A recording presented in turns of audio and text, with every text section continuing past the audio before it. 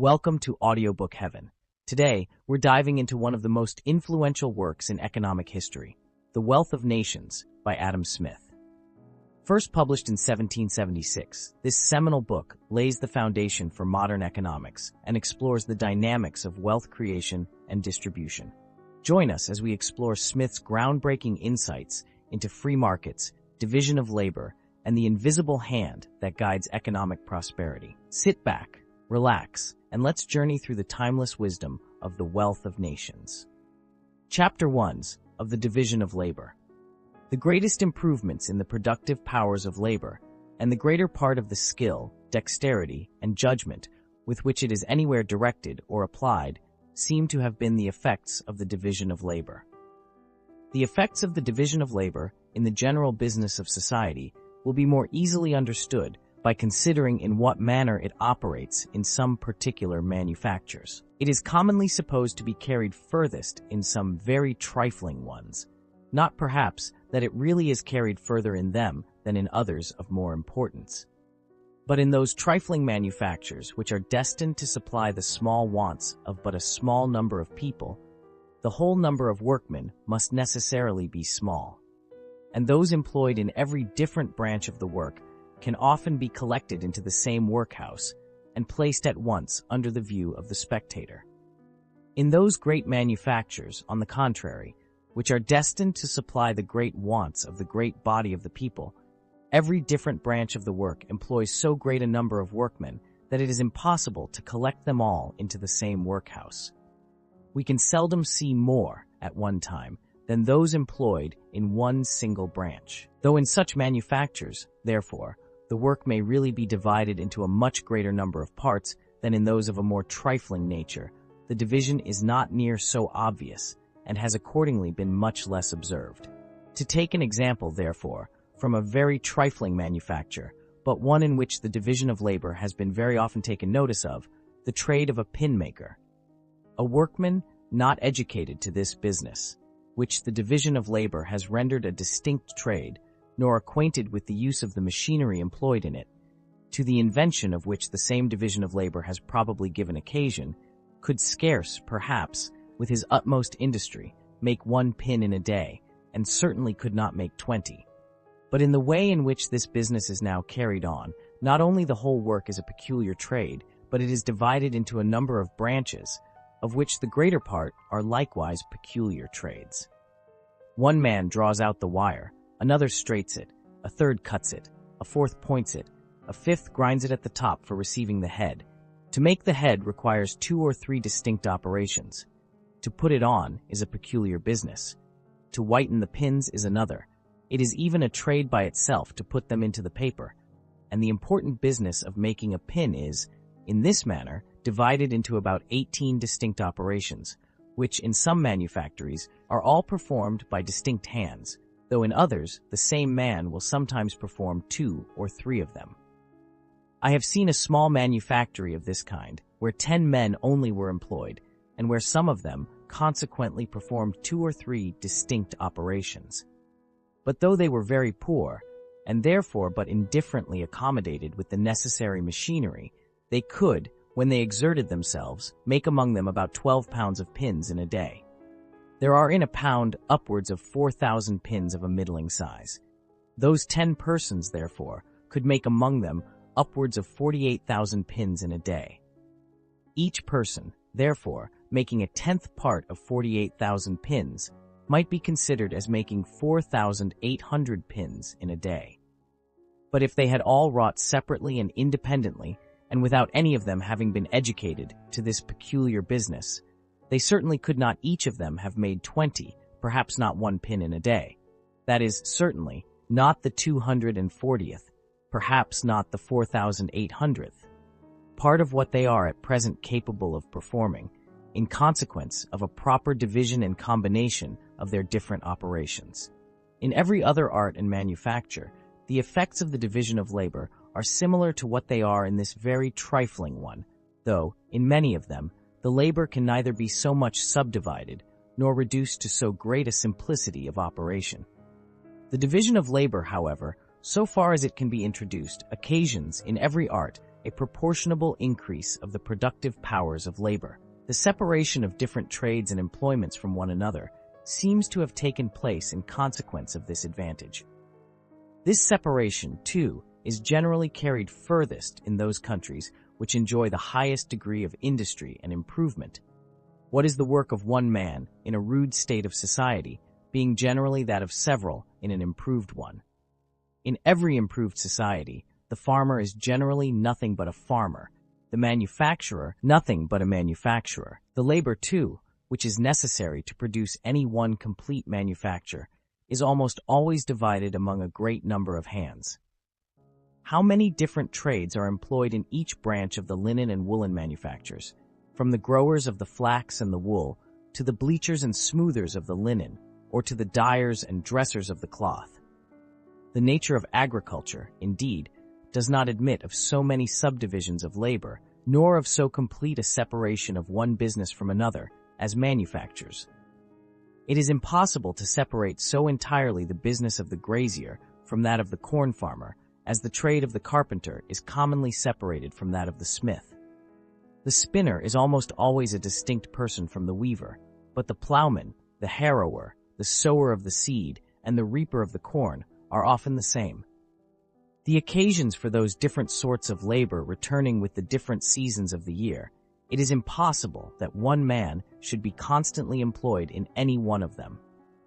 This impossibility of making so complete and entire a separation of all the different branches of labor employed in agriculture is perhaps the reason why the improvement of the productive powers of labor in this art does not always keep pace with their improvement in manufactures.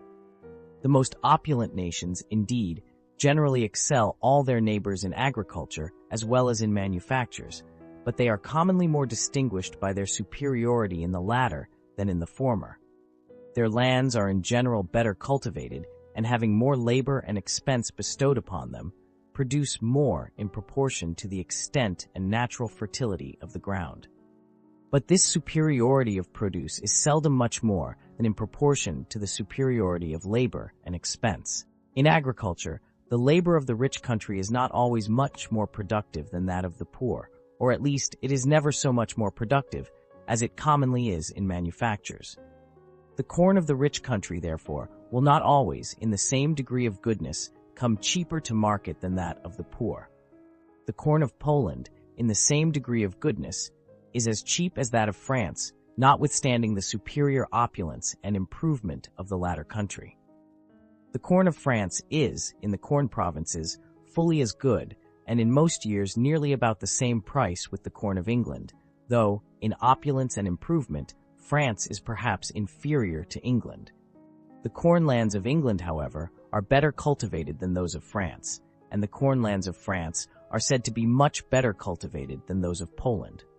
But though the poor country, notwithstanding the inferiority of its cultivation, can, in some measure, rival the rich in the cheapness and goodness of its corn, it can pretend to no such competition in its manufactures, at least if those manufactures suit the soil, climate, and situation of the rich country.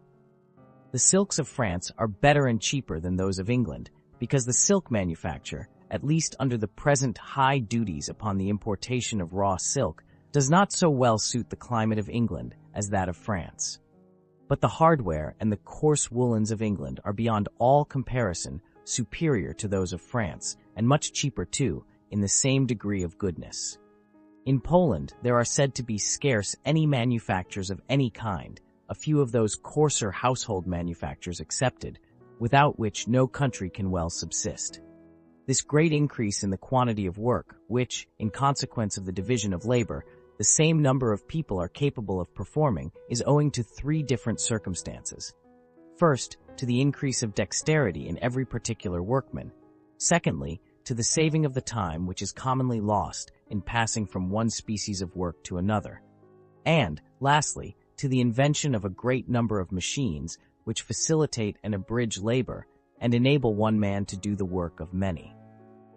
First, the improvement of the dexterity of the workman necessarily increases the quantity of the work he can perform, and the division of labor, by reducing every man's business to some one simple operation, and by making this operation the sole employment of his life, necessarily increases very much the dexterity of the workman.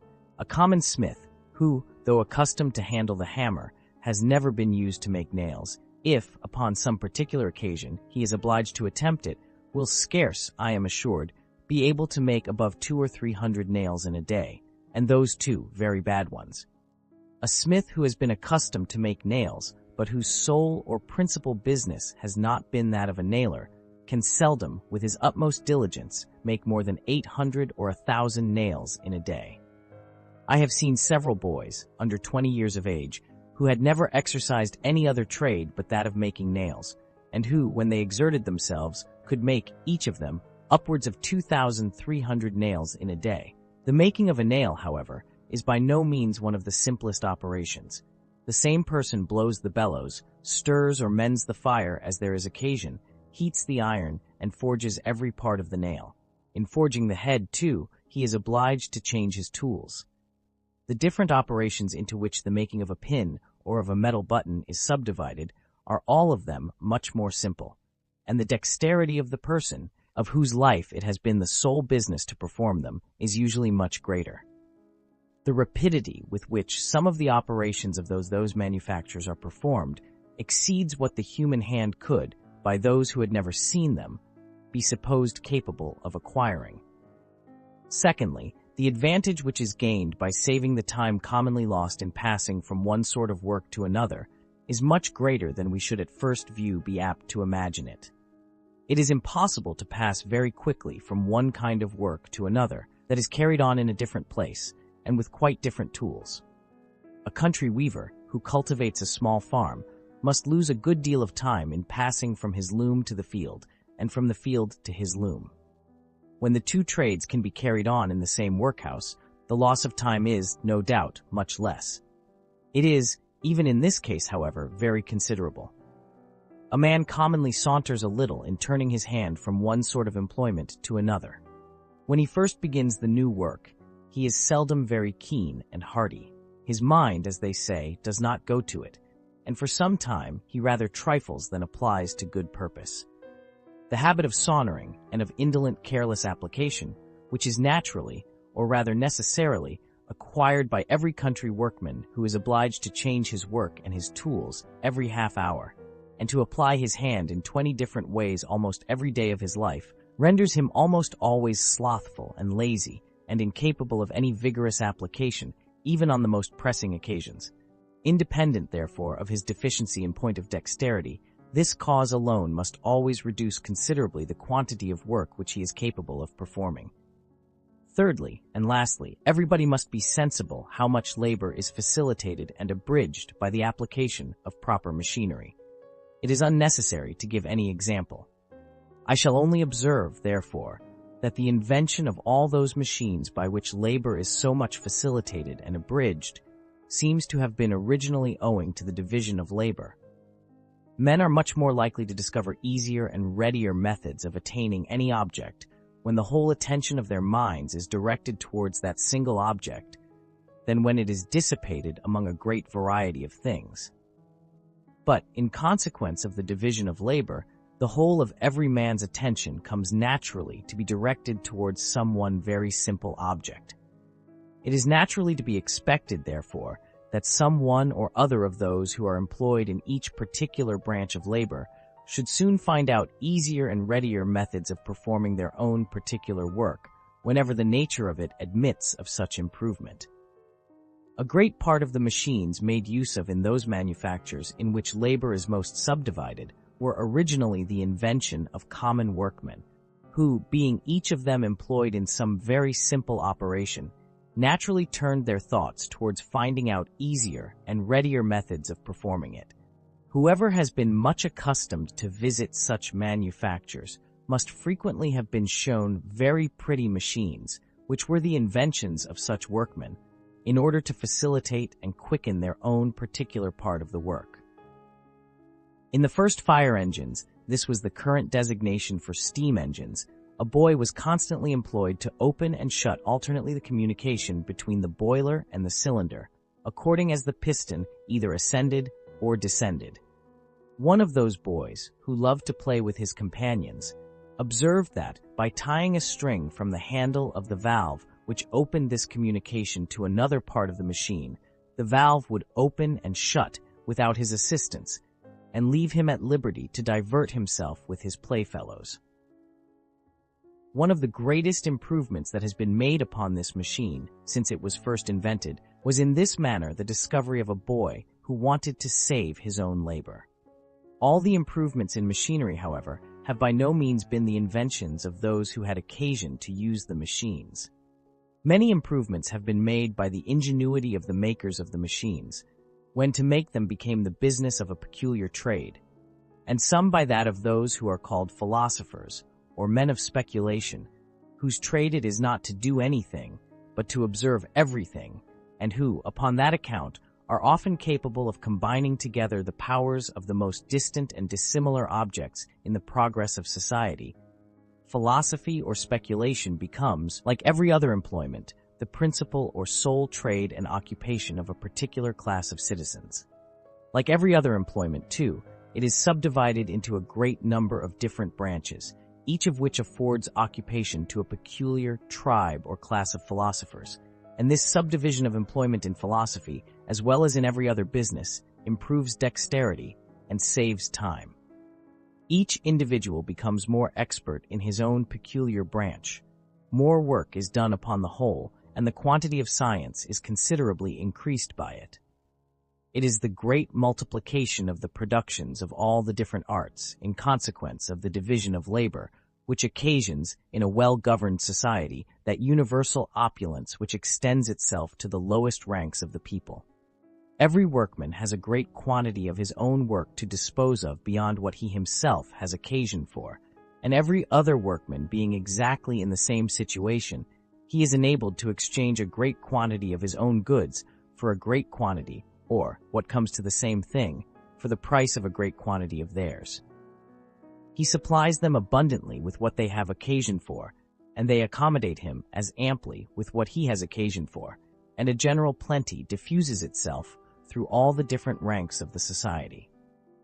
Observe the accommodation of the most common artificer or day laborer in a civilized and thriving country, and you will perceive that the number of people of whose industry a part, though but a small part, has been employed in procuring him this accommodation exceeds all computation. The woolen coat, for example, which covers the day laborer, as coarse and rough as it may appear, is the produce of the joint labor of a great multitude of workmen. The shepherd, the sorter of the wool comber or carder, the dyer, the scribbler, the spinner, the weaver, the fuller, the dresser, with many others, must all join their different arts in order to complete even this homely production. How many merchants and carriers, besides, must have been employed in transporting the materials from some of those workmen to others who often live in a very distant part of the country? How much commerce and navigation in particular, how many shipbuilders, sailors, sailmakers, rope makers, must have been employed in order to bring together the different drugs made use of by the dyer, which often come from the remotest corners of the world.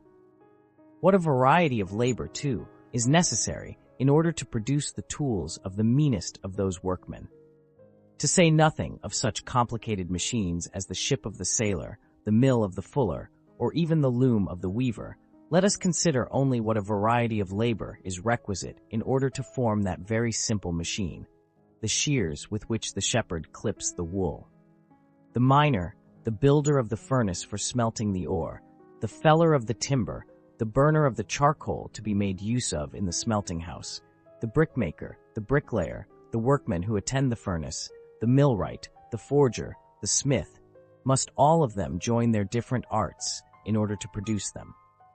Were we to examine, in the same manner, all the different parts of his dress and household furniture, the coarse linen shirt which he wears next his skin, the shoes which cover his feet, the bed which he lies on, and all the different parts which compose it, the kitchen grate at which he prepares his victuals, the coals which he makes use of for that purpose, dug from the bowels of the earth, and brought to him, perhaps, by a long sea and a long land carriage, all the other utensils of his kitchen, all the furniture of his table, the knives and forks, the earthen or pewter plates upon which he serves up and divides his victuals, the different hands employed in preparing his bread and his beer, the glass window which lets in the heat and the light, and keeps out the wind and the rain, with all the knowledge and art requisite for preparing that beautiful and happy invention, without which these northern parts of the world could scarce have afforded a very comfortable habitation,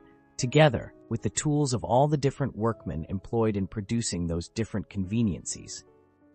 If we examine, I say, all these things, and consider what a variety of labor is employed about each of them, we shall be sensible that, without the assistance and cooperation of many thousands, the very meanest person in a civilized country could not be provided, even according to what we very falsely imagine, the easy and simple manner in which he is commonly accommodated.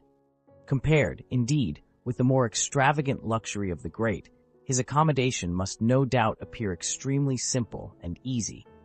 And yet it may be true, perhaps, that the accommodation of an European prince does not always so much exceed that of an industrious and frugal peasant, as the accommodation of the latter exceeds that of many an African king, the absolute masters of the lives and liberties of 10,000 naked savages. And that concludes Chapter 1 of The Wealth of Nations by Adam Smith. Stay tuned for Chapter 2, where we'll continue to explore Smith's revolutionary ideas and their impact on the world. Don't forget to subscribe to Audiobook Heaven so you don't miss the next installment. Thanks for listening, and see you in the next chapter.